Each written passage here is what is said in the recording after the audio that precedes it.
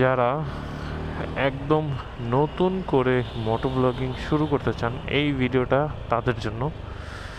এবং না পুরো ভিডিওটা দেখেন, আই থিঙ্ক আপনাদের হেল্প হবে। কারণ এই ভিডিওতে আমি আপনাদেরকে বলবো যে কী ধরনের ক্যামেরা আপনারা কিনবেন ব্লগিংয়ের জন্য, এবং কোন টাইপের ক্যামেরা বা কোন ক্যামেরা কিনবেন, এবং এটার দামাদামি কিভাবে করবেন, মানে মোটামুটি ডিটেলসে একটু আলাপ করব।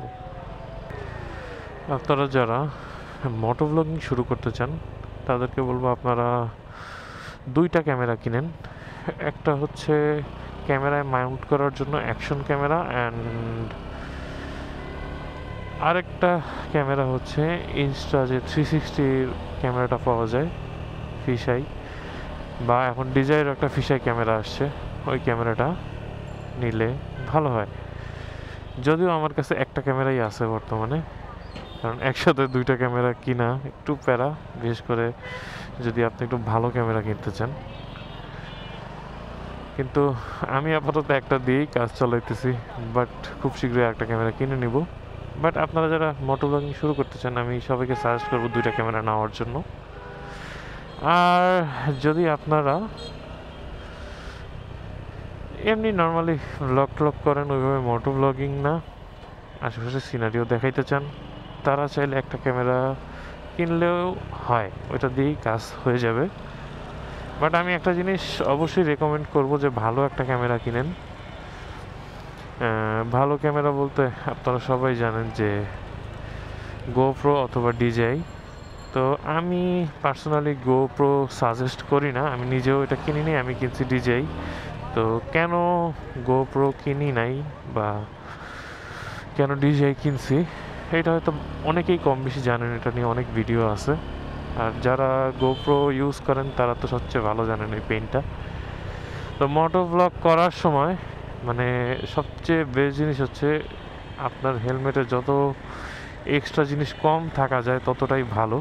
তো গোপ্রো থাকলে কিন্তু একটা এক্সট্রা মাইক অ্যাডাপ্টার লাগে, এটা আপনারা সবাই জানেন।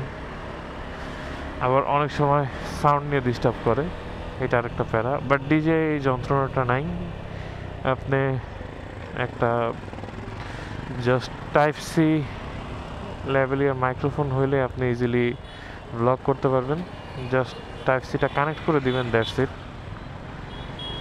আবার হচ্ছে আপনার কাছে যদি ডিজেআইয়ের ওয়্যারলেস মাইক থাকে, সেটা কানেক্ট করেও ব্লগ করতে পারবেন। তো এই ছিল মনে করেন যে টুকটাক কাহিনী, যে আপনাকে জানানো যে কোন ধরনের ক্যামেরা আপনি কিনবেন বা কোন ক্যামেরা কিনবেন। বাজারে কিন্তু 15-20 হাজার টাকার ভিতরে আরও অনেক ক্যামেরা পাওয়া যায়। আমি ব্র্যান্ড মেনশন করলাম না, কারণ অনেকগুলো ব্র্যান্ড আছে এবং ওগুলো ভালো কি ভালো না সেই জাজমেন্টে আমি যাব না। বাট আপনি যদি লং টাইম ইউজ করার জন্য একটা ক্যামেরা নিতে চান, সেক্ষেত্রে আমি সাজেস্ট করব যে ডিজেআই অ্যাকশন 5 প্রো বা 4 প্রো বা অ্যাকশন 4 যেটা আছে, এই ক্যামেরার ভিতর যে কোনো একটা আপনি নেন, তাহলে আপনি লং টাইম ইউজ করতে পারবেন। প্লাস আপনি যদি মোটো ব্লগ টার্গেট করে আগান, সেক্ষেত্রে আপনার ভালো ফুটেজের জন্য এই ক্যামেরাগুলো মাস্ট নিতে হবে, সেক্ষেত্রে ওই ক্যামেরাগুলো না নেওয়াই ভালো। আর যদি আপনার মানে এরকম প্রয়োজন হয় যে আপনি রাইডিংয়ের সময় জাস্ট এমনি ফুটেজ নেওয়ার জন্য, বা ধরেন আপনার নিজের সিকিউরিটির জন্য একটা ক্যামেরা ইউজ করতে চাইতেছেন, যে আপনার সাথে একটা প্রবলেম হলে আপনি শ্যুট করে রাখলেন, পরবর্তীতে আপনার কাজে আসবে, সেই ক্ষেত্রে ওই ক্যামেরাগুলো নিতে পারেন, মানে অনেকটা ড্যাশ ক্যামেরার মতো কাজ করবে। বাট ব্লগিংয়ের জন্য নিতে চাইলে আপনার একটু ভালো ক্যামেরাই নিতে হবে। তো 15-20 হাজার বাজেট থাকলে ভাই আমি বলবো যে আপনারা আরও কিছুদিন টাকা জমা একবার একটা ভালো ক্যামেরা কিনেন। তো এর মাঝখানে যখন আপনি প্রথম দিকে শুরু করতে যাবেন, সেই সময় একটা কাজ আপনারা করতে পারেন, সেটা হচ্ছে আপনার যে স্মার্টফোন আছে সেটা দিয়ে আপনি চাইলে ব্লগিং স্টার্ট করতে পারেন। এতে আপনার একটু প্র্যাকটিসও হলো, এবং শুরুতে কথা বলতে গেলে কিন্তু একটু আটকে যাবে, সেই জিনিসটা আস্তে আস্তে কিছু ভিডিও করলে প্র্যাকটিস হলে কেটে যাবে। তো সেক্ষেত্রে আপনারা কিন্তু স্মার্টফোন দিয়ে শুরু করতে পারেন। আমিও কিন্তু স্মার্টফোন দিয়েই শুরু করছি। স্মার্টফোন দিয়ে ভিডিও করার জন্য জাস্ট আপনার একটা চিন মাউন্ট লাগবে, যে স্ট্র্যাপ টাইপের যে মাউন্টগুলো পাওয়া যায়, সেই মাউন্টটা দিয়েই আপনি ব্লগিং স্টার্ট করতে পারবেন। মানে ওটার কমপ্লিটলি একটা সেট আপ পাওয়া যায়, হয়তো 400-500 টাকা এরকম দাম হবে। আবার অনেক জায়গায় একটু কম দামে পাওয়া যায়, বাট মানে মিনিমাম যে 500 টাকার যেগুলো আছে ওগুলো দিয়েই করলে ভালো হয়, মোটামুটি ভিডিও একটু স্টেবল থাকে। তো এখন আসেন আপনারা মনে করেন কিভাবে দামাদামিটা করবেন। মানে এটা কিন্তু একটা ক্রিটিক্যাল জিনিস। আমরা যারা নতুন কিনতে যাই, মানে গাইডেন্সের অভাবে দেখা যায় যে মনে করেন যেই জিনিসটা হয় তারও 5-6 হাজার টাকা সেভ করা যাইতো, 10,000 টাকা সেভ করা যেত, সেটা হয় না, কারণ আমরা জিনিসটা জানি না। তা আমি এই জিনিসটা একটু রিভিল করি।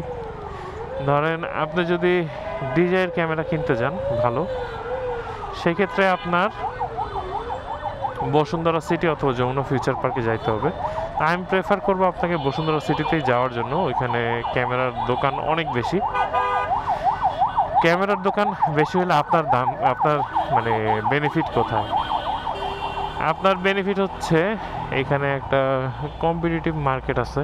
আপনি যদি একটু ঘুরা দাম যাচাই করে কিনতে পারেন, লাইক ধরেন সব দোকানগুলো একটু ভিজিট করলেন, ভিজিট করে দামগুলা একটু যাচাই করে কিনতে পারেন, তাহলে আপনি দামে জিততে পারবেন। কারণ আমি যখন কিনতে গেছি তখন আমার কাছে একই ক্যামেরা আপনার 57-58 হাজার টাকা চাইছে, এবং আমি লাস্টে যে ক্যামেরা 49,500 বা 49,000 টাকায় যে আমি ফাইনালি কিনছি।